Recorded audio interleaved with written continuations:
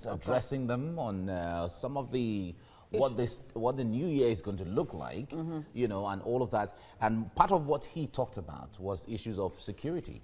Absolutely. Certainly through 2019, it had been an eventful year, a dramatic year, if you have to put it that way, how some people describe it. But Nigerians are hoping that certainly as security improves, 2020 will be better off.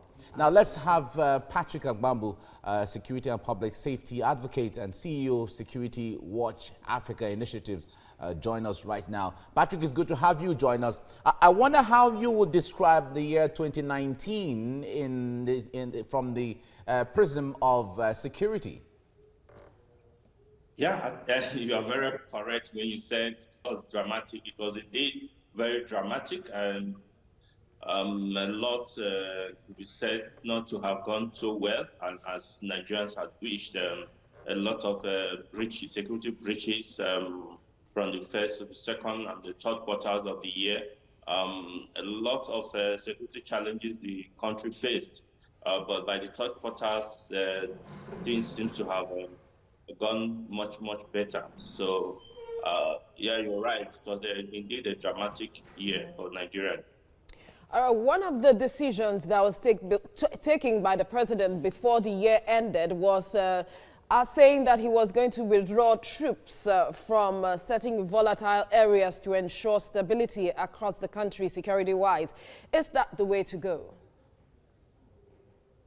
Yeah, I would think that for now, I think it's premature because the police and the Nigerian Security and Civil Defense Corps, that is what we know as civil defense, really are prepared for it for now to take over most of all those areas. I think we have seen situations in the past, early last year, where police returned to some of the communities, and shortly after that, they were attacked.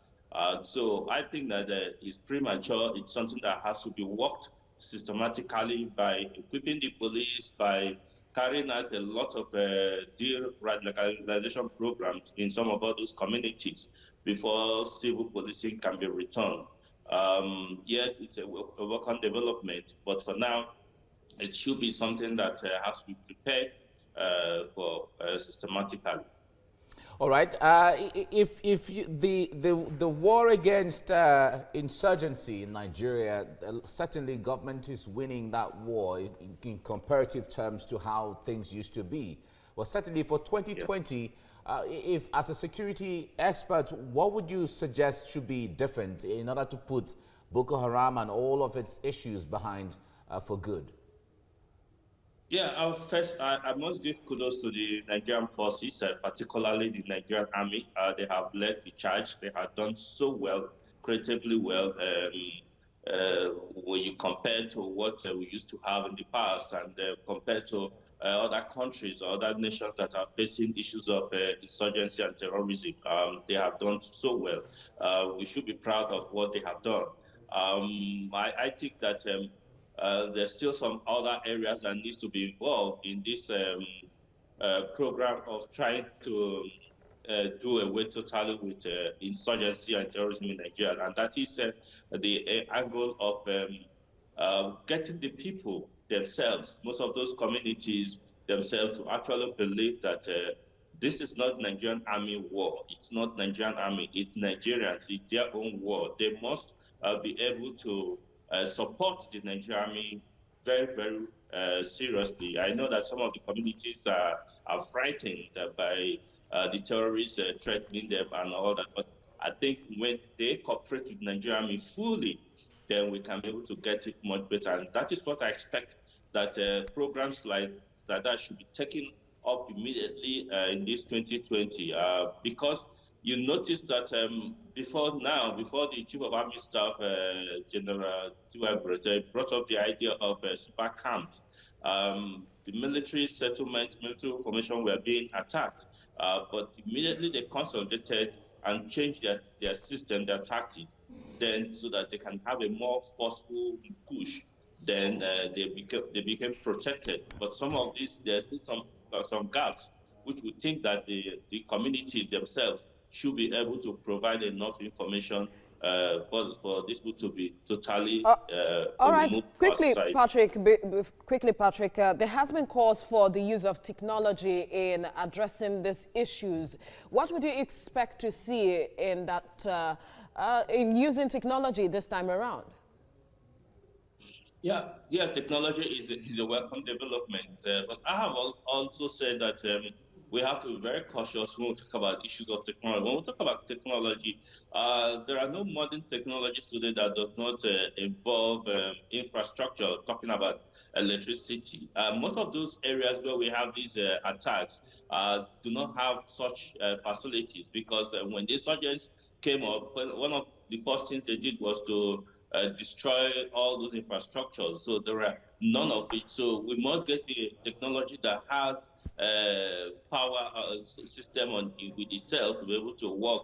Then we need to also look at, because telecommunication is also not available in some of all these communities, and some of these technologies you talked about we expect to have would need telecommunication facilities to be able to function ultimately. So first and foremost, before we can totally deploy these technologies, we need to restore some seeming life. I'm happy that communities like Bama and Goza are beginning to get back to life with the infrastructures coming back, which is very, very good. Welcome to those areas. You can deploy technology for surveillance and to be able to effectively checkmate the encroachment of these terrorists. All right. Recall that Nigeria had ordered for the production of about 12 Super Tucano from the United States. Now that Nigeria is winning the war against insurgency, from your perspective, would Nigeria still need the Super Tucanos? We need it. We need it very, very urgently still. We need it. One of the things that prolonged this incident we have is because our air attack, our air assault was actually faulty, and we never had functional ones, and so it wasn't easy to be able to follow up with these bandits, with these terrorists. So we need it. Some of them are not attack aircraft. Some of them are for surveillance. Some of them are for a lot of other activities. So we need them as soon as we can get them. When it comes to security consciousness, there is so much emphasis on what the federal government should do and what the government and security agencies should do. Now, in 2020, how conscious should Nigerians be when it comes to being security conscious? Yeah, that is the only way out of insecurity. Nigerians must cultivate security consciousness. There's no two ways about it. You know that security is very, very important. And like it's been said, security is everybody's business. So we must develop security consciousness in everything we do. Security must take the front burner, not just the government. Government security agencies are the secondary layer of security for every individual. So the first layer of security is that which you provide to yourself. And that is why every Nigerian must be security conscious of its environment, of whatever he or she is doing. All right, Patrick, we have been fighting issues of violent extremism for over a decade now, and even the president in his message said that it has not been easy. One would wonder that looking at this decade now, should there be a change of approach? And if there should be, what should it be? Yeah, yes, I must add here that what breeds extremism, whether violent extremism or whatever, every extremism is bad in itself. It's that people agitate for one thing or the other. There are things that give reasons why people want to take extreme position. Some have said, some schools of thought believe that underdevelopment, lack of infrastructure, a lot of reasons have been given, but I believe that extremism of whatever type it is should be avoided in this new decade. The sad thing about violent extremism is that once it gets into a society, it takes a quite longer time for it to go off because there's a need to build up on change of ideology because it's an ideological issue. And so we need to start looking for how to develop to let people to buy into the right path, tolerance and issues that will promote unity. And that is the only way to avoid it in this new decade. Governments must get closer to the people. Where you have government distant, there are no infrastructure, the people are not communicated to or what government plans are. Even when plans are being laid out, they are not being implemented. These are the things that give room to such extreme positions. All right, so Patrick, before I let you go, Patrick, because of the want of time. Now, it's common knowledge, the statistics or the percentage of proliferation of arms in the West African sub-region. And Nigerians are aware that the government is not necessarily doing anything about the porous borders that we often talk about. How much of a threat to the continued peace that we are looking forward to enjoying are these arms that are all scattered all over the place? It's actually a very bad situation in the West Africa, and just like President Buhari did say about 2 years ago, it got worse when the Libya issue was when Libya was destroyed, and a lot of arms left the country towards this side of the West Africa for the various fights. You can see it's being used in Mali, in Burkina Faso, down here in Niger and Nigeria. It's a very bad situation, and it's good that Nigeria government decided to close its borders to be able to streamline and reduce some of the influx of all these issues. Not only imported goods, but even movement of firearms is also being restricted. We need to be able to, within the country itself, sweep all the illegal arms that we have. We have them be given to those who should not have them through politicians and those who want to commit a lot of crimes. And so we must first, within our country, start mopping up the arms that we have, and so that it will reduce incidents of violence in the country. People are fleeing a vast tourist leave zone in Australia amid forecast of ferocious bushfire conditions in coming days. Now, since September, Australia's bushfire crisis has killed 18 people and destroyed more than 1,200 homes. At least 17 people remain missing after fires tore through Victoria and New South Wales this week. On Thursday, long lines of cars clogged highways leading back to Sydney and Canberra. Many roads remain closed due to the raging fires and other dangers such as unstable or falling trees. And back home in Nigeria, President Muhammadu Buhari has sent out his New Year message to Nigerians and says the year 2020 is a time of hope, optimism and fresh possibilities. The president highlighted gains made in 2019 and outlined plans for 2020.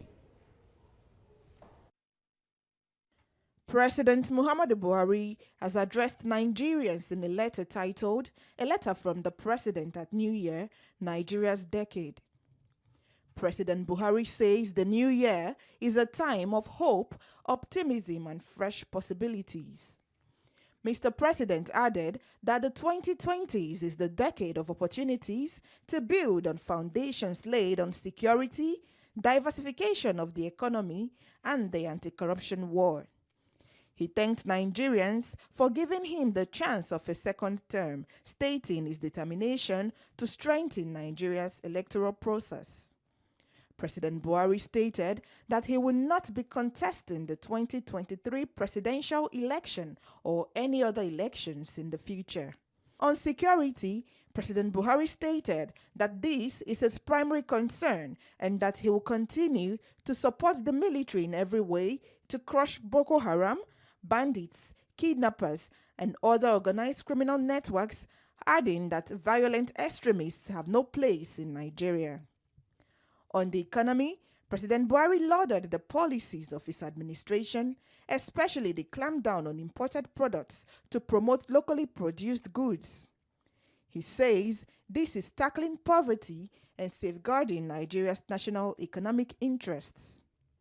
He added that the revolution in agriculture is a reality in all corners of the country, stressing that agreements signed with Russia, Morocco, and others will help Nigerians access on attractive terms the inputs needed to accelerate the transformation in farming. He cited the signing of the Africa Continental Free Trade Agreement as an action that will allow Nigeria to fully capitalize on regional and continental markets. On infrastructure development, President Buhari says government is making significant progress on key roads such as the Second Niger Bridge, the Lagos-Ibadan Expressway, and the Kano-Abuja Highway. He added that 2020 will also see tangible progress on the Lagos-Kano rail line. All right, joining us via Skype is Patrick Agbambu, a security and public safety advocate and CEO, Security Watch Africa Initiative. Good morning. Thank you for joining us on TVC Breakfast, Patrick. All right. Good morning. All right, Patrick, we have been fighting this war against violent extremism for over a decade now. And the question on the lips of many is if we are really tackling the real issues or we are just treating symptoms. Yeah, yes, we are tackling it. It's step by step. First is to be able to get this the terrorists off on our lands physically, which is where the Nigerian military, led by the Nigerian army, is doing a great job. Yes, they are doing a wonderful job in doing that. The next will be to de-radicalize the society. Most of those people who believe that taking up arms against the country, against its citizen, is a way of life. There's need to carry out a lot of sensitization on that. Also, I know that Nigeria, through its chaplaincy, is carrying out religious awareness within those areas where the incidents is happening, to let them know that it's not issue of religion. There's no religion that advocates or support violence in any form. So there are steps. First is the military action. Then the next is try to sensitize the people and de-radicalize them. Also, there is also the need, the non-kinetic approach to winning the war, which is providing the basic infrastructure for the people.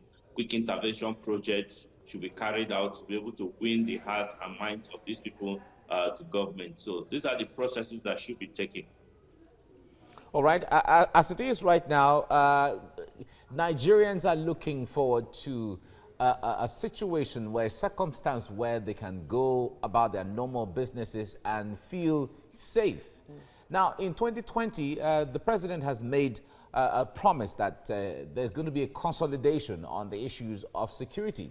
When it comes to the budget for security, when it comes to approach to security, what should Nigerians be looking to? Yeah, I must tell you that security is expensive, one. Two, there's no amount of money you budget for security that will be sufficient. We have not spent enough in terms of spending for security, because there are many things that affect security, that concern security. And one good step which the government had taken towards the end of last year, which is the relaunch or the launch of the National Security Strategy. It's very, very important so that people would know what role they have to play. And it's also noteworthy that all those other aspects of governance that were not part of security infrastructure in the past are now being brought in. That is talking about the ministries, departments, and agencies, health, agriculture, social security. These are the things that you need to bring in for you to be able to carry out effective security of the country. So in this year, 2020, we expect to see more action in these areas that When the people are healthy, then they can be said to be secured. When there is food for people to eat, yeah, they can be said to be secure. So it's not only just the physical security.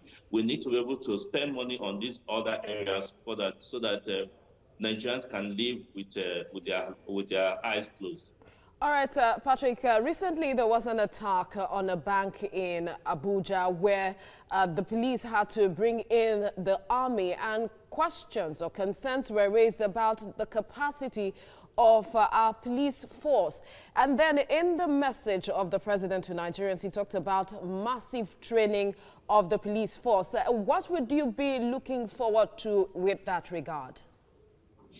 Yeah, I've read a lot of people query why the army came in instance like that, and it's funny to me because the constitution actually empowers the Nigerian army or the military to support civil authorities, to support the police in situations like this when it happens. But that is not to say that police has totally lost it. I think the police we have can be able to sit and do its work if effectively encouraged and motivated. Yes, the government is doing their best in terms of increase in salaries and allowance and all that, but there's need for equipment and providing logistic support for them.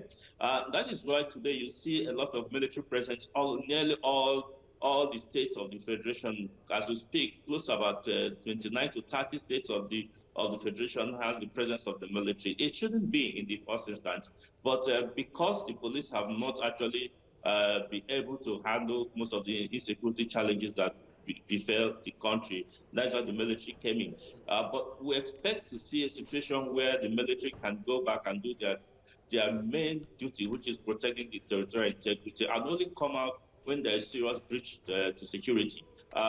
With more equipment for the police, with more motivation, more training, like the president did say, and good leadership of the police, I think the police we have in Nigeria can be able to handle situations like that. All right, Patrick Agbambu, thank you for your time on TVC Breakfast.